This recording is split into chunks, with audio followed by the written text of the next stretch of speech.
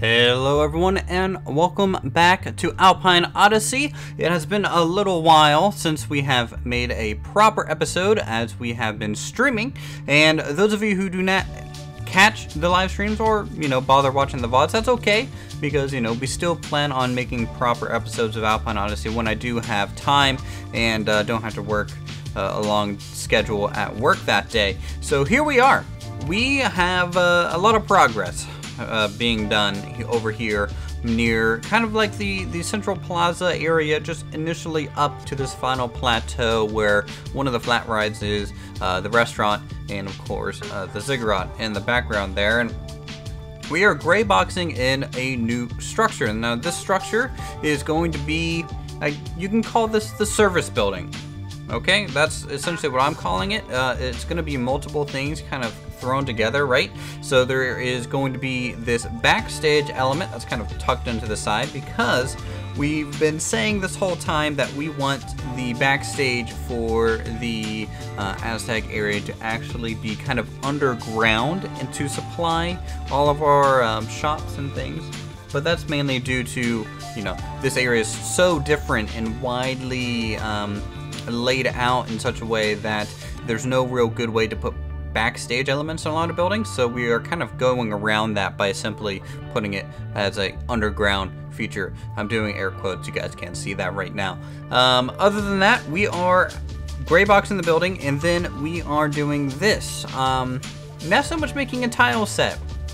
I feel like every now and then it's good to kind of just do some freeform building. It can be a little bit slower than actually using tile sets and stuff, but in doing so you're able to kind of change things up, use kind of some default textures and colors to hopefully make something a little bit more new. And we are trying some large stone kind of patterns on the corners of this right side, letting a service window kind of act as a proper window frame, adding some bulky kind of brick and stone elements around that, and then some wooden frames to create a window. So, as we go through Alpine Odyssey, you guys know that we are doing a lot of interior work, and so that's, making doors functional, is trying to bring as much kind of windows, functional windows into play as possible. I know a lot of areas you can't do that due to part clipping and stuff, so where we can get it done is pretty much how that kind of gets laid out. A lot of heavy cornerstones in a lot of these structures and things, and some little bit of details using some of these windows, maybe as like kind of some larger decorative cornerstone elements kind of sticking out a little bit farther. You can use the stucco bricks to bring some more kind of repeating patterns. There's kind of a heavy Aztec decor, you could say, or aesthetic, maybe even slightly Egyptian in a way. So, but that's okay, I'm fine with this being a little bit more multicultural, right? So, we're doing Aztec, Mayan, a little bit of Machu Picchu, and Inca a little bit, and so, all these things kind of share the rough aesthetic of each other, and you can only have so many good reference images of ruins before you're just like, I'm just gonna make my own. I'm gonna make my own, and we're gonna try our best at it. And this is kind of what you come up with, iteration upon iteration, to where you just kind of mix it all together. And that's part of building your visual library, so you can actually do things like that. In the background, you can see what we've been working on in live streams for quite a while. That's Chalk's Flat Ride. It's the Overpower Flat Ride skin that we just finished here on the last live stream. And we'll take a look at it for those of you who have not seen that, or you see it as a stream and 3 hours long, you don't want to sit through the whole thing. That's understandable. So we will take a look at it at the end of the episode, just so everyone's up on the same page and everyone understands where Alpine Odyssey is and where we're kind of going. But this being a service building, right, so with the new Planet Coaster update coming out soon, we want to maybe put some staff rooms back in here, There's also going to be some more unique stuff involved in this building, and especially across the street when we get to that, probably the next episode or maybe in the next live stream, is that I was looking around Alpine Odyssey trying to figure out what's missing, and there's a lot of utilitarian buildings and functionalities that are missing from our park. We kind of did that a lot initially, right? We have this giant parking lot, very realistic, right? And then our ticket booths and staff areas and garden sheds and hot cross buns, very specifically themed kind of structures and how they're laid out. And the Aztec area is missing a lot of this compared to the previous section. And I think that's partially due to my lack of imagination when it comes to the theme in general, but also my lack of understanding of what theme parks actually need. So I've been looking around, trying to look at maybe some guest maps and things, looking at their guest keys and trying to figure out what's really necessary. And a common thing that I found, and we'll be working on this a little bit later, is a service dog area. And that's something I wouldn't have thought of, right? You know, a place where if people are at the park with their service dog, they can actually go, and if the dog has to use the bathroom, it's a designated area so not to disturb other people. And I'm sure the dog is really good at letting their owners know, you know, when they're ready to do their business per se. So having this area attached to this building in that fenced-in area near the queue kind of be a nice privacy fence, right? Because there's no real way to see into that back area. And I was a little bit worried on how I wanted to integrate this structure into the queue, and I felt like this was a good way to do it.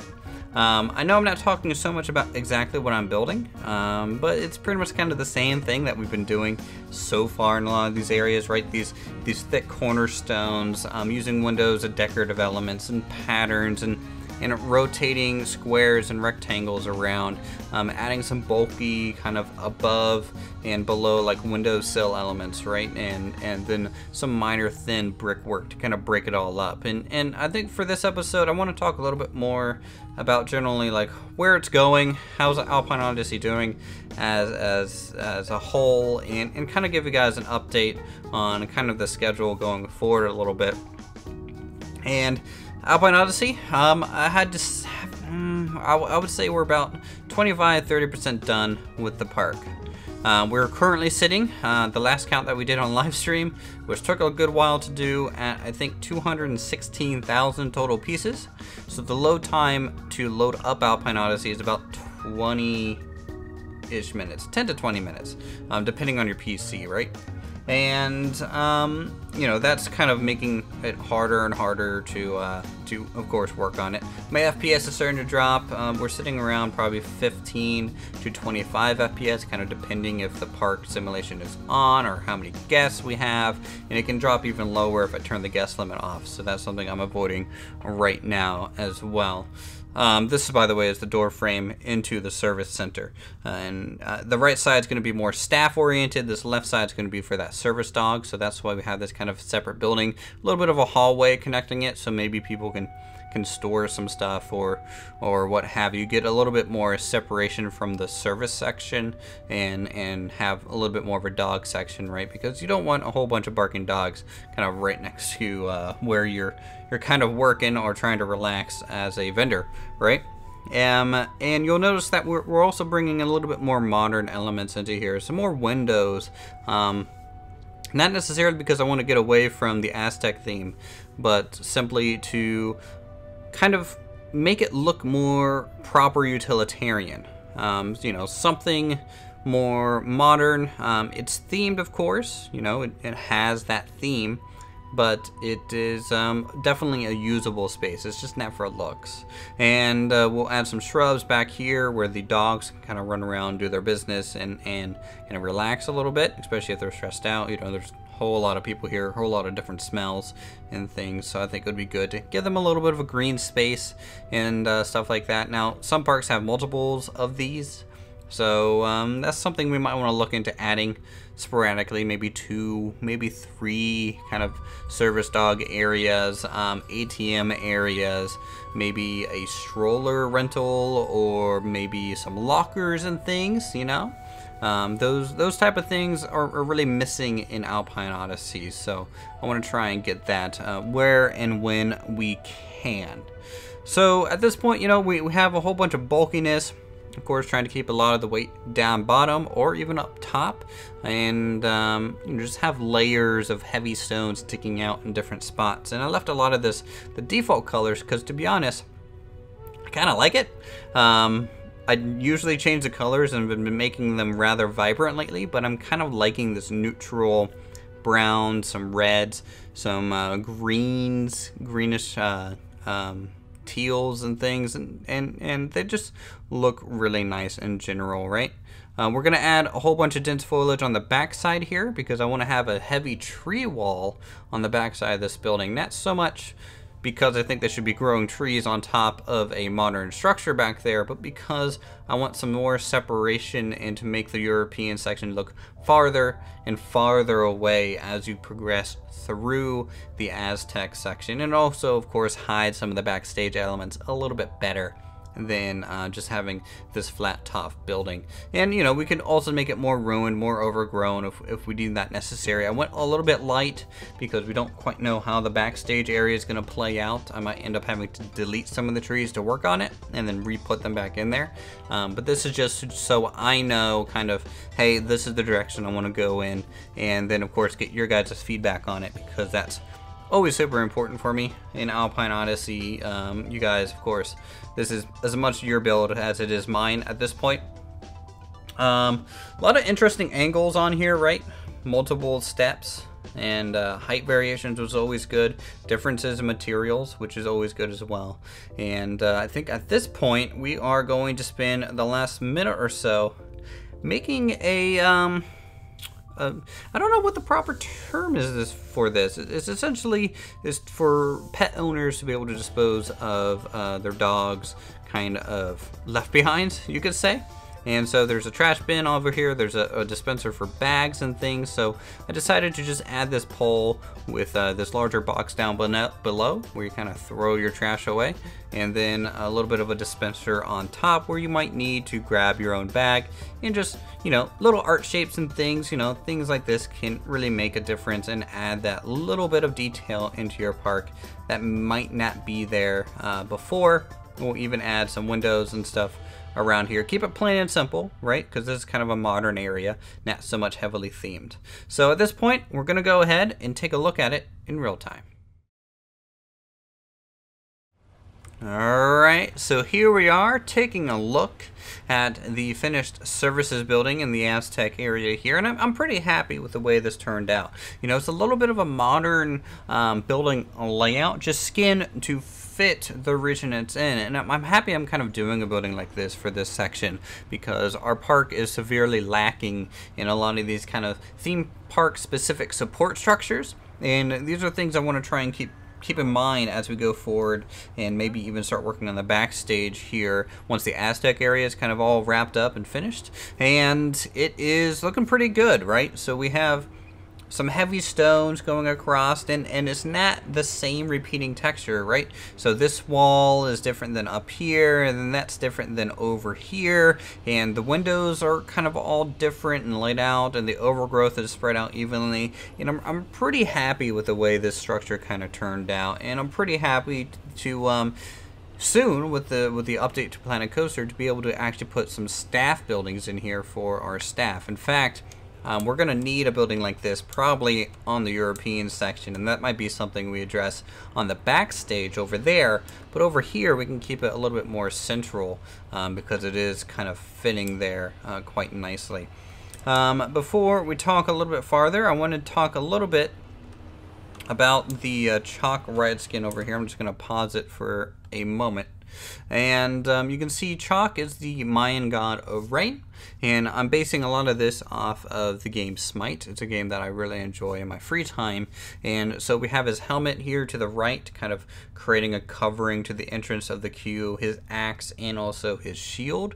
The overgrowth kind of temple, and also just general flourishing fauna is looking really good, and I'm pretty happy with how this turned out. It's totally different than a lot of the other areas in the Aztec area, because it's less stone and more greenery, and that really helps make it look a little bit more like a jungle and actually settling in its own position.